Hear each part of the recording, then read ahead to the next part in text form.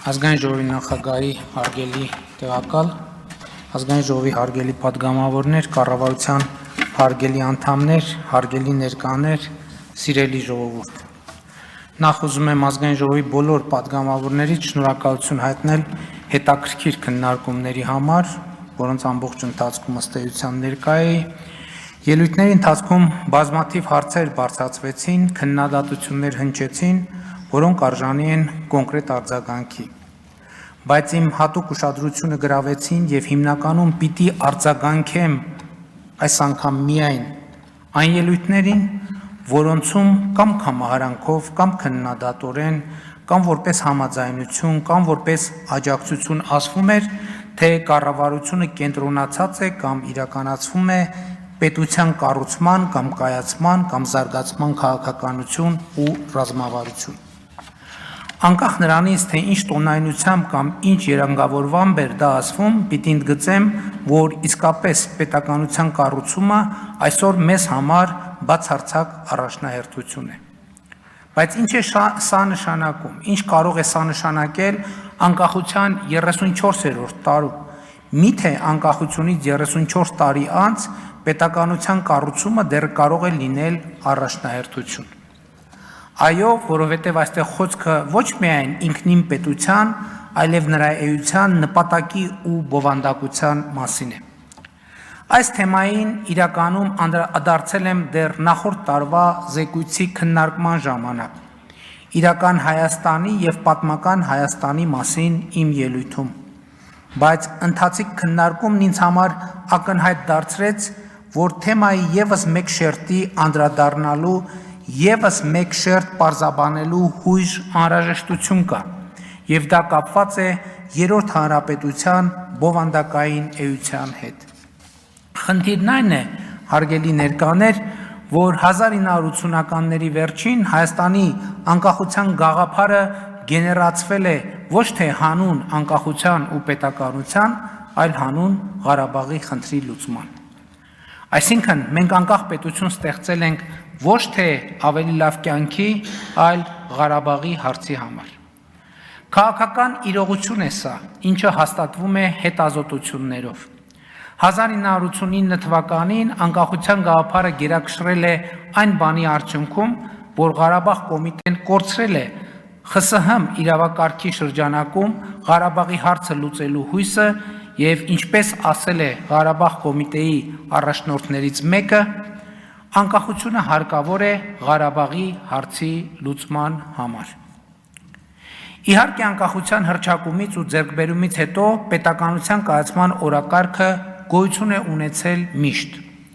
բայց շուրջ 30 տարի մենք կառուցել ենք պետության մի մոդել, որը հիմնականում և առավելապես նվիրված է եղել Ղարաբաղի հարցի լուծմանը, Ղարաբաղյան շարժմանը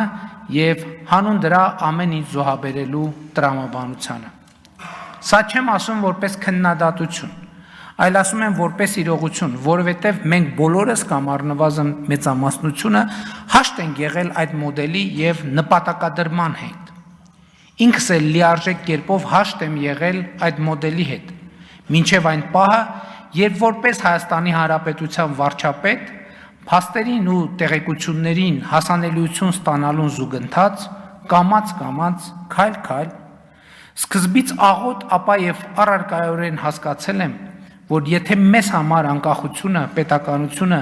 միջոց են Ղարաբաղի հարցի մեր պատկերացրած լուծման համար, մի շարք արտաքին դերակատարների համար Ղարաբաղի հարցը միջոց է մեր անկախությունը, պետականությունը, զարգացումը, բարեկեցությունը թույլ չտալու, ապա և մեր պետականությանը վերջ դնելու համար։ Այդ վերջնանպատակի իրագործումը մեկնարկած է եղել արդեն 2018 թվականին։ Այդ նպատակի իրագործումը եզրափակիչ փուլ մտավ 2020-ի սեպտեմբերին և գագաթնակետին հասավ 2021 թվականի մայիսին և այդ վերջնանպատակը գործակիցներ ունի նաև Հայաստանում և այդ գործակիցները կարծում են, որ Ղարաբաղի հարցն է կարևոր և ոչ թե անկախությունն ու պետականությունը։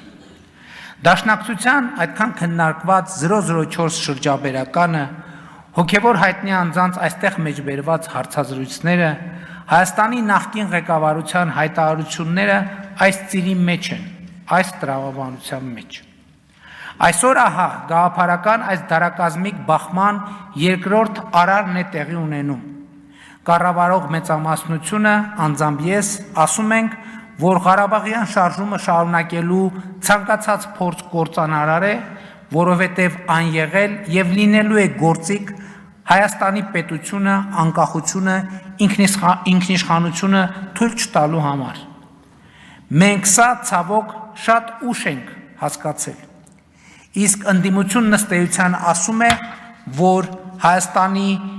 պետականությունը մի նպատակ եւ իմաստ է ունեցել եւ ունի։ Ղարաբաղյան շարժում, Ղարաբաղի հարց,